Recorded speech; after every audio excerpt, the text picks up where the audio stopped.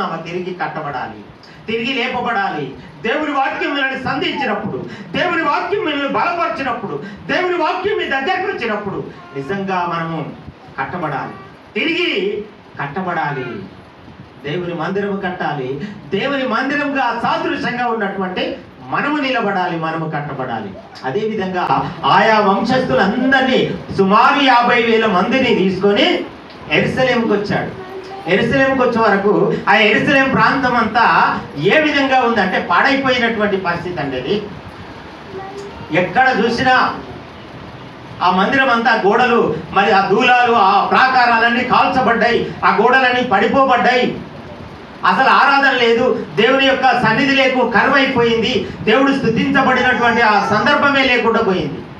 అలాంటి పరిస్థితిలో మరి అక్కడ ఉన్నటువంటి పరిస్థితి ఏంటంటే దేవుని సన్నిధిలో ప్రార్థన చేశారు.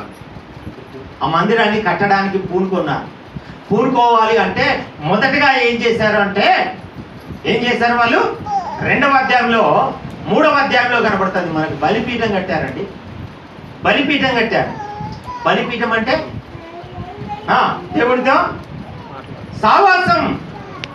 మనం కూడా మందిరం కట్టాలంటే మొదట ఏం చేస్తాం? జరా రాజ్ కుమార్ మీటింగ్ పెడతామా పెట్టమా?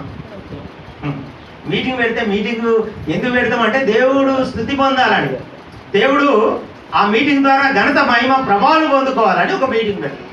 మందిరం కట్టాలంటే ఆ మీటింగ్ లేకుండా మనం ఏది ఆరంభించాం. మనం ఆహారం తిన్నా కానీ ప్రార్థన లేకుండా ఆహారం తీసుకోం. అలాగే వాళ్ళు వచ్చారు. మొదటి అధ్యాయంలో ఏం కనబడుతుంది? దేవుడు రాజును ప్రేరేపించాడు. ఆ దేవుడు సామాగ్రి అంతా, అదే రాజు సామాగ్రి అంత ఇచ్చి, బంగారం వెండి నగలు అంత ఇచ్చి జెరుబాబేలును నాయకుడు చేసి పంపించాడు. పంపించినాక 2వ అధ్యాయంలోకి వస్తే ఆయా వంశస్థులు సుమారు 50,000 మంది ఆయనతో నడిచి యెరూషలేముకు వచ్చారు. 3వ అధ్యాయంలోకి వస్తే ఈ 3వ అధ్యాయంలో ఏం చేశారంటే మొట్టమొదటిగా బలిపీఠం కట్టారు. దేవునికి సావాసం కట్టారు. దేవునితో సంబంధం కలగాలి. బలిపీఠం అంటేనే దేవునితో సావాసము, దేవునితో సంబంధం. ఆనాడు ఇశ్రాయేళ్ల కాలంలో కూడా, అంటే క్షమించాలి, ఆనాడు మోషే మరి నడిపించినటువంటి ఇశ్రాయేలుల ఆ సందర్భంలో కూడా బలిపీఠాలు కట్టారు. బలిపీఠాలు నిజంగా జ్ఞాపకం చేసుకుంటే ఎక్కువ ఎవరు కట్టారంటే అబ్రహామే అనుకుంటారు. అబ్రహామే బలిపీఠాలు కట్టినటువంటి వ్యక్తి, ఎక్కువ బలిపీఠాలు కట్టి. అంటే దేవునితో సంబంధము, దేవునితో సాన్నిధ్యము, దేవునితో సాంగత్యము. అలా బలిపీఠం కట్టారు. పని ప్రారంభించారండి. బలిపీఠం కట్టి పని ప్రారంభం చేశారు. పునాదులు తవ్వుతున్నారు. పునాదులు లేవడానికి, పునాదులు తవ్వడానికి ప్రారంభం చేశారు. ప్రారంభం చేసే ముందు ఆ బలిపీఠం ఎలా కట్టారో ఒకసారి జ్ఞాపకం చేసుకుందాం. అదే ఎజ్రా గ్రంథం 3వ అధ్యాయం 1 నుంచి 2 వచనాలు మనం చదువుకుందాం. ఎజ్రా గ్రంథం 3వ అధ్యాయం 7వ నెలలో ఇశ్రాయేలు తమ పట్టణమును వచ్చిన తర్వాత జనుడు ఏక మనసు కలిగి అన్నది లైన్. ఎందుకంటే జనులందరూ మనలో ఉందా అమ్మా? ఏక మనసు మనలో ఉందా? వాళ్ళు ఎక్కడి నుంచి వచ్చారు? ఆ చెరువులో నుంచి దేవుడు విడిపించి మళ్ళీ తీసుకొని యెరూషలేముకు వచ్చిన తర్వాత జనులందరూ కలిసి అక్కడ వచ్చినటువంటి 50,000 మంది ఏక మనసు కలిగినటువంటి వారుగా ఉన్నారు. ఒకటే మనసు అంటే ఒక్కరు చెప్తే అందరు విన్నారు. మనము ఎవరికి వారే యెహోవా ఈయనే. నువ్వు చెప్తే నేను వింటారా? అంటే నేను ఎట్లా కనబడుతున్నా నీకు? అవునా? నేనేం చేస్తా? నా సంగతి తెలుసా అని, నా వెనుక తెలుసా, నా బ్యాక్గ్రౌండ్ తెలుసు. ఇవన్నీ ఏముంటాయి నీకు తెలిసింది. నువ్వు మాంటే 60 కిలోల ఖాళీలు పూరించాలే. 60 కిలోల మట్టి అంతలో కనబడి ఇంతలో మాయమైపోయేటువంటి ఆవిరి వంటి వారం అండి దేవుని సంగమా. వాళ్ళు ఏక మనసు కలిగారట. చూద్దాం మరొకసారి. వారు ఏక మనసు కలిగిన వారై యెరూషలేములో కూడి యోజాదాకు కుమారుడైన యేషువైను, యాజకులైన అతని సంబంధులను, షేల్తీయేలు కుమారుడైన జెరుబ్బాబెలు అతని సంబంధులందరూ లేచి దైవజనుడైన మోషే నియమించిన ధర్మశాస్త్రం నందు వ్రాయబడిన ప్రకారముగా దహన బలులు అర్పించుటకై ఇశ్రాయేలు దేవుని బలిపీఠము కట్టిరి. పాత నిబంధన కాలంలో పాపం చేసినప్పుడు ప్రాయశ్చిత్తం, పాపానికి ప్రాయశ్చిత్తం ఏంది? బలిపీఠం కట్టాలి. ఏదో ఒక గొర్రెను కానీ మేకను కానీ బలి ఇవ్వాలి. పేదోళ్ళు అయితే ఉవ్వ పిల్లలు, పావురో పిల్లలు, యేసు అదే అదే అదే అర్పించాడు ఆయన. ఏంటి ఆయన పుట్టినప్పుడు గువ్వ పిల్లలు, పావురో పిల్లలు అర్పించినటువంటి సందర్భం. ఎందుకంటే పాపానికి ప్రాయశ్చిత్తం కలగాలి అంటే బలిపీఠం కట్టాలి. ఆ బలిపీఠం మీద అర్పించాలి. నిజంగా మందిరము కట్టబడాలి అంటే, పడిపోయినటువంటి మన జీవితాలు కట్టబడాలి అంటే ప్రాయశ్చిత్త బలిపీఠం కట్టుకోవాలండి. బలిపీఠం కట్టుకోవాలి అంటే నిజంగా మనము దేవుని సన్నిధిలో అర్పించాలి. అన్నా ఏం చేసింది? దేవుని సన్నిధిలో నీళ్లు కుమ్మరించినట్టుగా తన హృదయాన్ని కుమ్మరించింది. దేవుని సన్నిధిలో నీళ్లు కుమ్మరించినట్టుగా తన హృదయాన్ని దేవుని సన్నిధిలో కుమ్మరించి ప్రార్థిస్తే ఆ ప్రార్థనకు ఫలితం దేవుడు అనుగ్రహించాడు. నిజంగా మనం ఒక పనిని పూనుకోవాలి అంటే, ఒక మందిరాన్ని కట్టగోరాలి అంటే, ఒక మందిరం నిర్మాణం కావాలి అంటే మొట్టమొదటిగా బలిపీఠం కట్టాలి. నువ్వు నేనే మనందరమే బలిపీఠముగా మనము దేవుడికి అంగీకారముగా ఉండాలి. ఏక మనసు కలిగినటువంటి వారిగా ఉండాలి. ఒకరు చెప్తే 10 మంది వినేటువంటి వారిగా ఉండాలి. ఒక మందిరం పనిలో, దేవుని పనిలో, మీ గృహాల పనిలో కాదు. కనుక అక్కడ బలిపీఠం కట్టి పనులు ప్రారంభించారు. పనులు ప్రారంభించిన వెంటనే అక్కడ ఉన్నటువంటి వృద్ధులు ఉన్నారు కదా కొంతమంది, అక్కడ ఇశ్రాయేలు యొక్క ఆ జనం శేషించిన జనం, అక్కడ విడిచిపెట్టబడినటువంటి జనం, లేకపోతే అక్కడ ఉన్నటువంటి అన్యులందరూ కలిసి ఈ మందిరం ప్రారంభిస్తే వ్యతిరేకతలు వచ్చాయండి. ఇక 4వ అధ్యాయంలోకి వస్తే వ్యతిరేకలు వచ్చాయి. వ్యతిరేకతలు, ఒక మంచి పని చేద్దామంటే, ఒక మంచి పని చేస్తా అంటే దానికి వ్యతిరేకతలు వస్తాయండి. ఏ పనైనా చేయదు, ఒక పని చేస్తుంటే దానికి వ్యతిరేకత వస్తూ ఉంటాయి. సహకరించే వారు ఉండరు, దాన్ని వ్యతిరేకించేటువంటి వారే ఉంటారు. అలాగే ఈ మందిర పునాదులు తవ్వుతా ఉన్నారు, పని చేస్తూ ఉంటే ఆయన మేము కూడా వస్తామని, మేము కూడా తవ్వుతామని చెప్పి, మేము కూడా వస్తాం మీతో పని చేస్తామని చెప్పి అక్కడ ఉన్నటువంటి వారు అన్యులు ఇతరులందరూ అందరూ వచ్చి అవి జెరుబాబెలు దగ్గరికి వస్తే, అయ్యా మీరు రావద్దు, మీరు రావద్దు, మేమే దేవుడు ఏర్పరచబడినటువంటి వారం, దేవుని చేత ఏర్పరచబడినటువంటి వారం, మేమే మా మందిరాన్ని మేము నిర్మించుకుంటాం అని వీళ్ళు అన్నప్పుడు వాళ్ళు ఏం చేశారంటే ఆ దేశాన్ని పరిపాలించేటువంటి రాజు దగ్గరికి లంచం ఇచ్చి, అధికారుల దగ్గరికి లంచం ఇచ్చి ఆ మందిర పనులు ఆపేశారు. అది ఎప్పుడైతే దేవుని వాక్యంలో ఉన్నది అది అక్షర సత్యంగా నెరవేర్చబడుతుంది. ఈ లోకంలో, ఈ సమాజంలో అది నెరవేర్చబడతా ఉంది. ప్రియమైన దేవుని వాళ్ళ ఆ మందిర పనులు ఆపేశారు. ఆపేసిన తర్వాత ఏమైపోయింది? మందిరం పనులు ప్రారంభం చేసిరు కానీ మధ్యలోనే ఆపేశారు. ఆపేసి ఏం చేశారు? ఇక దేవుని పని అనేది చేయలేము, మరి ఏం చేయాలి? ఇంకో పని చేయాలి అని ఏం చేశారంటే ఇందిరమ్మ ఇల్లు కడుతున్నాం. దేవుని మందిరాన్ని విడిచిపెట్టి మన ఇల్లు కడుతున్నాం. ఇప్పుడు వాళ్ళు కూడా అదే కట్టారు, వాళ్ళు కూడా అదే కడుతున్నారండి. సొంత ఇల్లు కట్టుకుంటున్నారు. ఇక దేవుని పని ఆపేశారు, దేవుని మందిరాన్ని ఆపేశారు. ఆపివేయబడ్డాది. ఆపివేసి ఎక్కడికి పోయారంటే ఆ సొంత ఇల్లు కట్టుకుంటా ఆ ప్రదేశంలో ఉన్నారు. తినుచు త్రాగుచు సొంత ఇల్లు కట్టుకుంటా అంటే దేవుడు ఊరుకుంటాడు. అక్కడ హగ్గై ప్రవక్తను పంపించాడు. 2 ప్రవక్తల్ని మరి దేవుడు పంపించినటువంటి ఆ సందర్భాన్ని మనం జ్ఞాపకం చేసుకుందాం. ఆ మాటను ఒకసారి జ్ఞాపకం చేసుకుందాం. వ్యతిరేకతలు వచ్చాయి, చూద్దాము. ఎజ్రా 4వ అధ్యాయం 24వ వచనాన్ని ఒకసారి జ్ఞాపకం చేసుకుందాం. ఎజ్రా గ్రంథం 4వ అధ్యాయం 24వ వచనం. యెరూషలేములో నుండి దేవుని మందిరపు పని నిలిచిపోయాను. యెరూషలేములో ఉండు దేవుని మందిర పని నిలిచిపోయాను. ఇలాగున పారసీక దేశపు రాజైన దర్యావేషు ఏలుబడి యందు 2వ సంవత్సరం వరకు ఆ పని నిలిచిపోయెను. సుమారుగా 16 సంవత్సరాలు నిలిచిపోయిందట అండి యెరూషలేము దేవాలయం పని. అదే 4వ అధ్యాయం 1-2 వచనాలలో మనకు కనబడతా ఉంది. ఆ ప్రకారం సుమారు 16 సంవత్సరములకు క్షమించాలి. అంతటా యూదా వంశస్థులు బెన్యామీనులకును విరోధులైన వారు చేర్చబడినటువంటి వారు ఇశ్రాయేలు దేవుడైన యెహోవాకు ఆలయం కట్టుతున్న సంగతి విని జెరుబ్బాబెలు తగు పెద్దలారా ప్రధానులు తగు వచ్చి మీరు ఆశ్రయించినట్టు మేము దేవుని ఆశ్రయించు వారం మేము మీతో కట్టుదామని చెప్పిరి. అక్కడ అన్యులు కూడా ఎక్కడ యెరూషలేము దేవాలయాన్ని కట్టడానికి వచ్చారు. కానీ ఎప్పుడైతే వాళ్ళు కట్టుతామని వాళ్ళు మేము మీతో సహకరిస్తామని వచ్చినప్పుడు ఈ జెరుబ్బాబెలు వారిని మరి కూర్చుకోలేకపోతే వారు అధికారులకు లంచం ఇచ్చి దేవుని పనిని ఆపేస్తారు. 16 సంవత్సరాలు అది మందిరం ఆగిపోయింది. ఆగిపోయిన తర్వాత ఎవరు వచ్చారంటే అక్కడికి ఆగిపోయినాక హగ్గై జకర్యా వచ్చారు. 2 ప్రవక్తలు దేవుడు పంపాడు.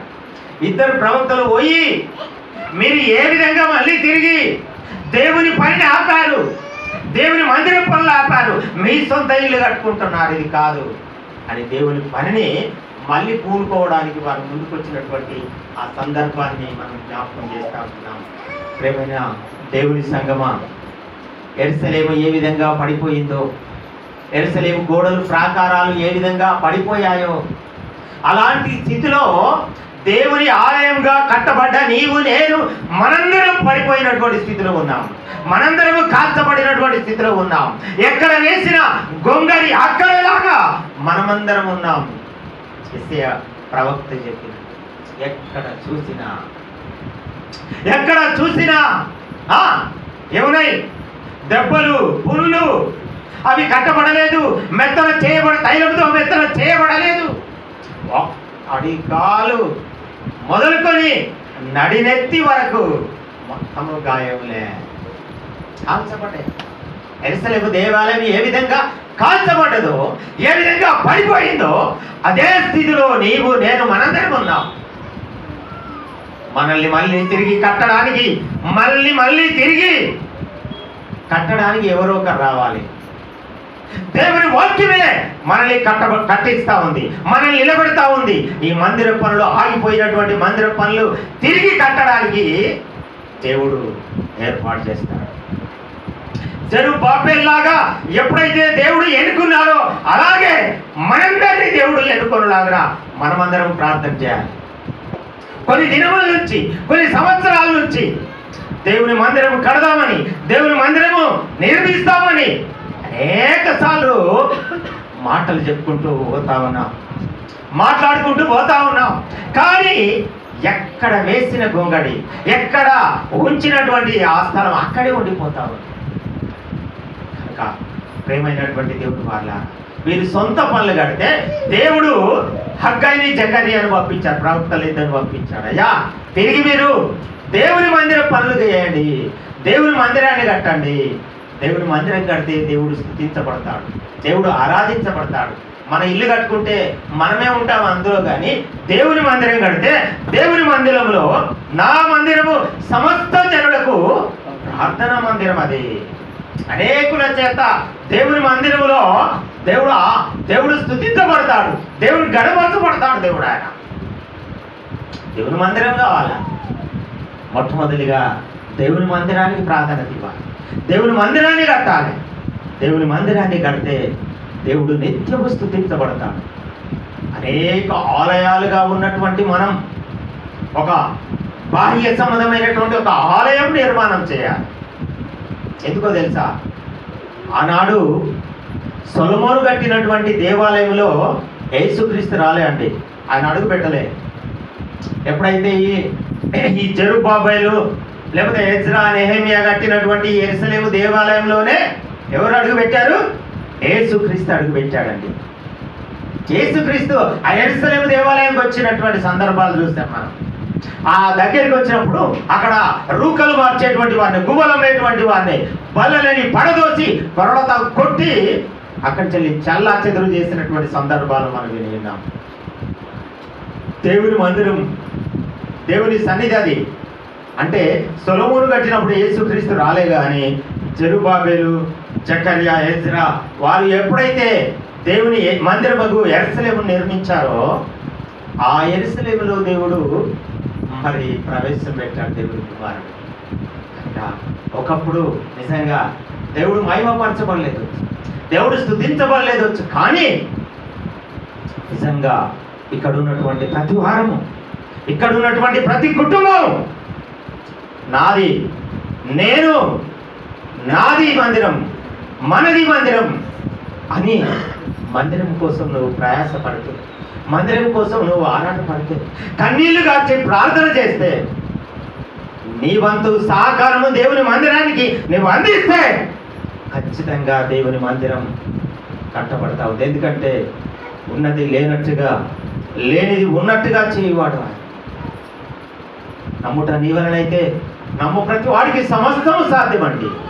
నమ్మాలి, విశ్వసించాలి, జరుగుతుంది, అవుతుంది అని మనం పొందుకుంటామని ముందే ప్రార్థన చేయాలి. ఖచ్చితంగా మన జీవితంలో పొందుకుంటాం. ఈ జెరుబ్బాబెలు ఎవరు? ఒకసారి మనం ఆలోచిస్తే నిజంగా మనమే జీవము కలిగినటువంటి దేవుని ఆలయమై ఉన్నాం కదా. ఈ ఆలయాన్ని దేవుడు కట్టాడండి. ఎందుకో తెలుసా?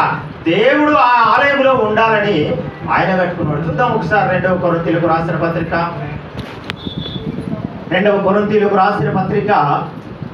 6వ అధ్యాయం 14 నుంచి చివరి వరకు చదువుకుందాం.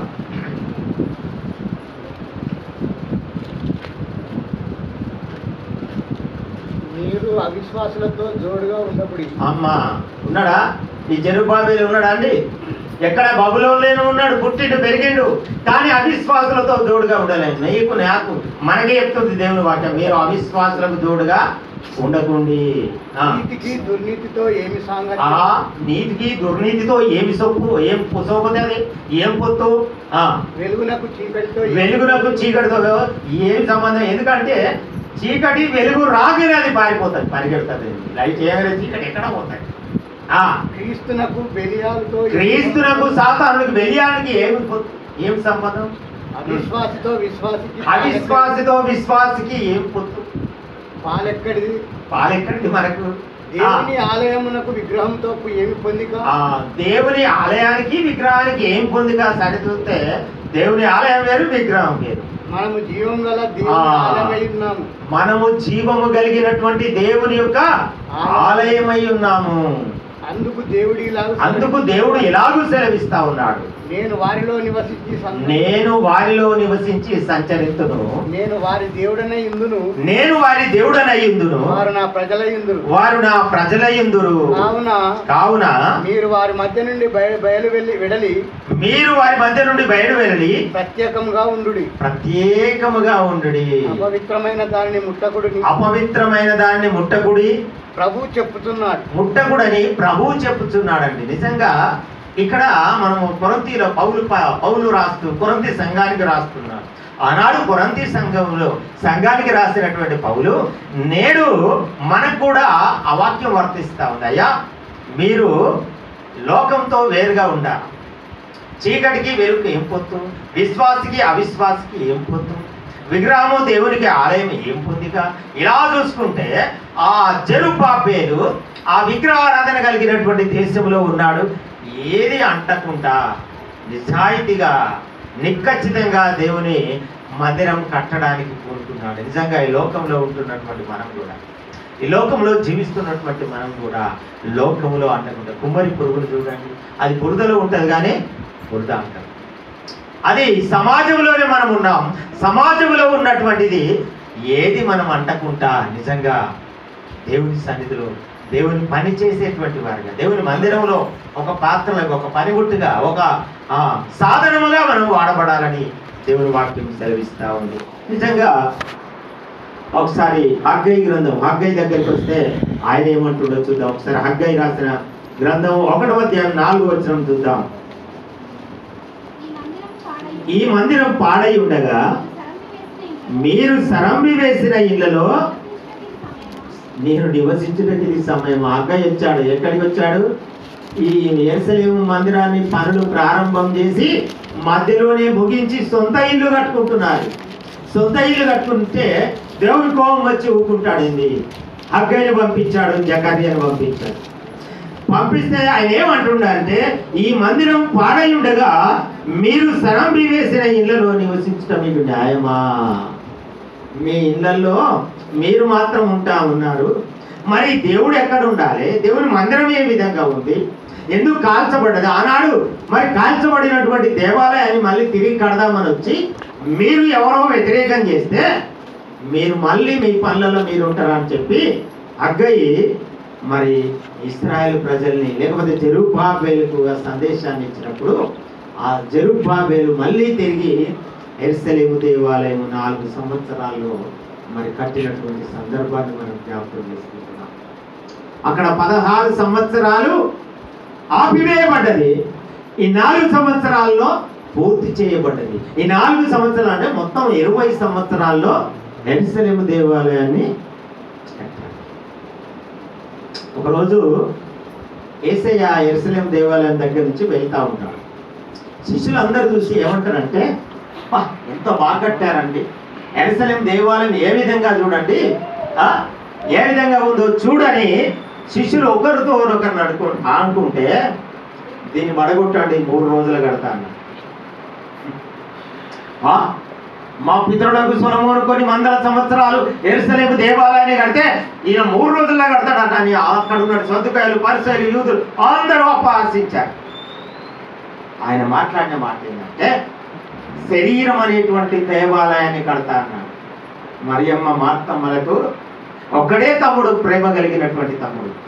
ఆ తమ్ముడు చనిపోయినప్పుడు సమాధిలో పెట్టినప్పుడు లజరు లే బయటికి రా అన్నప్పుడు వెంటనే ప్రేత వస్త్రాలు విడిపోయి బయటకు వచ్చినటువంటి లజరు. అంటే శరీరం అనేటువంటి దేవాలయంని 3 రోజులైంది, మురిగి వాసన పట్టింది అనుకున్నారు, కానీ 3 రోజులలో లేపాడు.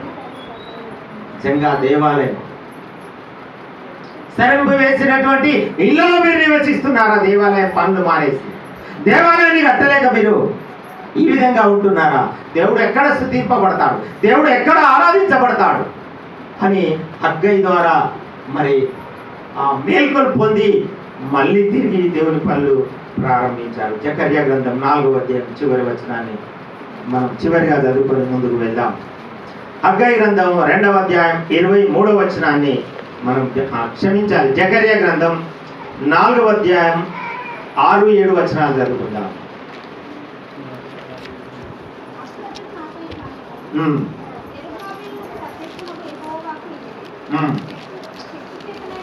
శక్తి చేతనైనను బలము చేతనైనను, శక్తి చేతనైనను బలము చేతనైనను కాక నా ఆత్మ చేతనే ఇది జరుగునని సైన్యములకు అధిపతి యెహోవా సెలవిచ్చెను. మనకిష్టమైనటువంటి వారి పేర్లు ఎక్కడ పెట్టుకుంటాం? ఇద్దరు నవ దంపతులు ఉండరు, ఈ దంపతుల ఉంగరాల మీద ఏం పేరు పెడతారు? జరాజ్.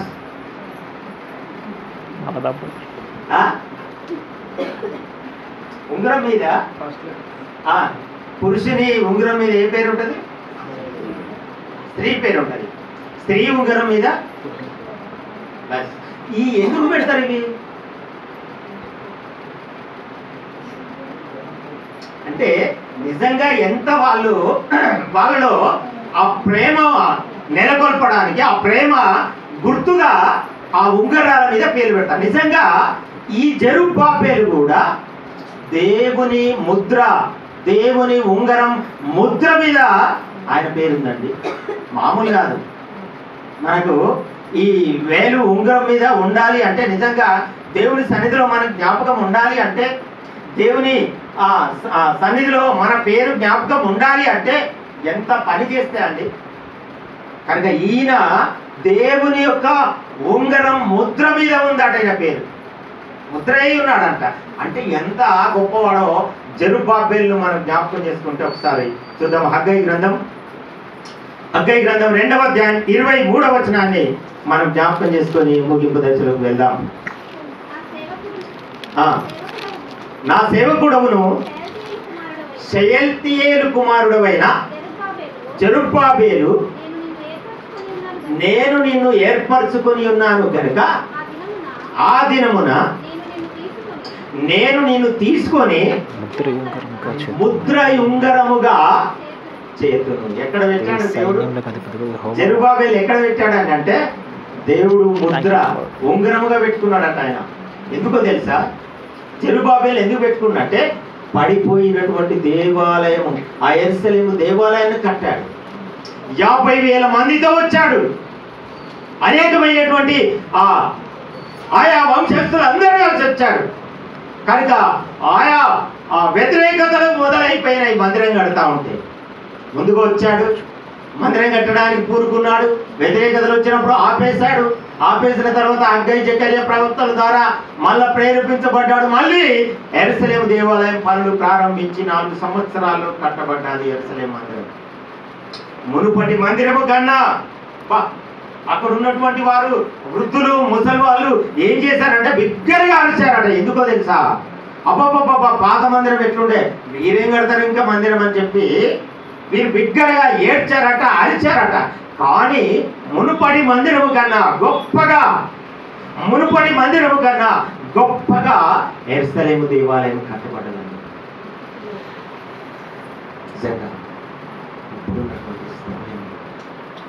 మన మీద ఉన్నటువంటి భారం, మన మీద ఉన్నటువంటి బాధ్యత, మనకున్నటువంటి ప్రయాసం ఏదంటే మందిరం. చాలా సందర్భాల్లో దుఃఖకరమైనటువంటి విషయం. ఎక్కడికి పిలిచిరాగా నేను పోనటువంటి సందర్భాలు ఉన్నాయి. ఎక్కడ రామ్సార్ పిలిచారు, రేవర్త్ పిలిచారు. చాలా మందిర పనులకు పిలిచినప్పుడు నాకు సిగ్గు అవమానం వస్తూ ఉంది. ఎక్కడ దాకా వచ్చాయి మీ మందిర పనులు అన్నప్పుడు ఆ సమాధానం చెప్పుకోలేనటువంటి స్థితి కనబడతా ఉంది. ఏమైనా దేవుడి సంగమా, నాయకులారా, దేవుడు మనల్ని ప్రేరేపిస్తా ఉన్నాడు. దేవుడు మనల్ని నిలబెట్టడానికి దేవుడు సిద్ధంగా ఉన్నాడు. దేవుడి కార్యం జరుగుతూ ఉంది. మనం నిజంగా ఆసక్తిగా దేవుడి సన్నిధిలో ప్రార్థన చేస్తే, పని మొదలు పెడితే దేవుడు అద్భుతంగా కార్యాన్ని చేయడానికి మన సిద్ధహస్తుడు. ఎందుకో తెలుసా? సామాన్యుడు అండి జెరుబాబెలు. అక్కడ పుట్టాడు, చెరువులో పుట్టాడు ఆయన. ఆ చెరువులో పుట్టినటువంటి ఎన్నుకున్నాడు దేవుడు. అక్కడి నుంచి 1000 కిలోమీటర్లు తీసుకొని వచ్చాడు. యెరూషలేము ప్రాంతానికి వచ్చి, పట్టణానికి వచ్చి అక్కడ దేవుని మందిరం కట్టాడు. పడిపోయినటువంటి ప్రాంతాలు, తాతలు ముత్తాతలు కట్టినటువంటి మందిరం పడిపోతే ఎంత దుఃఖం, ఎంత బాధ, ఎంత ఇబ్బంది కలిగింది ఆయనకు. అయినా దాన్ని జ్ఞాపకం చేసుకొని తిరిగి ఆయన దేవాలయాన్ని కట్టాడు, మందిరాన్ని కట్టాడు. ఆ మందిరంలో దేవుడు స్తుతింపబడతా ఉన్నాడు, దేవుడు ఆరాధించబడతాడు. నిజంగా పడిపోయినటువంటి మన జీవితాన్ని మనం సరిచేసుకొని దేవునికి ఒక పనిముట్లుగా, ఒక పిల్లర్గా వాడబడాలి, ఒక పని పాత్రగా మనం వాడబడాలి. అలాంటప్పుడే నిజంగా దేవుడు మన కుటుంబాన్ని ఆశీర్వదిస్తాడు, మన కుటుంబాన్ని దీవిస్తాడు. మొదటగా దేవునికి నువ్వు ప్రాధాన్యత ఇస్తే, మొదటగా దేవుని పని చేస్తే దేవుడు మన కుటుంబాన్ని మనకు తెలియకుండానే మనల్ని ఆశీర్వదిస్తాడు. దేవుని పనికి ఇచ్చింది కొంతనే కావచ్చు, కానీ అంతకన్నా రెట్టింపు ఆశీర్వాదాలు దేవుడు మనకు అనుగ్రహిస్తాడు. ఒకవేళ దేవునికి ఇవ్వకపోతే, ఇక్కడ పౌలు పాస్టర్ చెప్పిండు, ఏం చెప్పిండు? తూటు పోయినా సంచయ్. ఒకవేళ దేవుని మందిరం కోసం కానీ, దేవుని పని కోసం కానీ మనం ఇవ్వకపోతే అనారోగ్యంగా, ఆర్థికంగా ఏదో రకంగా మన నుంచి దూరం అయ్యేటువంటి పరిస్థితి ఉంది. కనుక త్వరలో మరి మందిర పనులు ప్రారంభం చేసి, ఆనాడు యెరూషలేము మందిరాన్ని జెరుబ్బాబెలు 50,000 మందితో ఎలా కట్టాడో అలాగే మనందరితో దేవుడు మన మందిరాన్ని కట్టించడానికి సిద్ధహస్తుడై ఉంటున్నాడు. అట్టి కృప దేవుడు మన కుటుంబాలన్నిటికీ దయచేసి రానున్న రోజుల్లో ఒక గొప్ప మందిరం ఈ ప్రాంతంలో కట్టబడలాగున మనమందరము దేవుడి సన్నిధిలో ప్రార్థన చేసి ప్రయాసపడి ముందుకొస్తే దేవుడు కార్యం చేయడానికి సిద్ధంగా ఉంటున్నాడు. ఈ కొద్ది వాక్యపు హెచ్చరికలు దేవుడు మన వెనుకల్లో దీవించి ఆశీర్వదించి ఫలవంతము చేయుగాక. మరిన్ని వీడియోస్ కోసం మా ఛానల్ని సబ్స్క్రైబ్ చేసి ఏ ఒక్క వీడియోని మిస్ కాకుండా చూడాలంటే పక్కనే ఉన్న బెల్ ఐకాన్ని యాక్టివేట్ చేసుకోండి.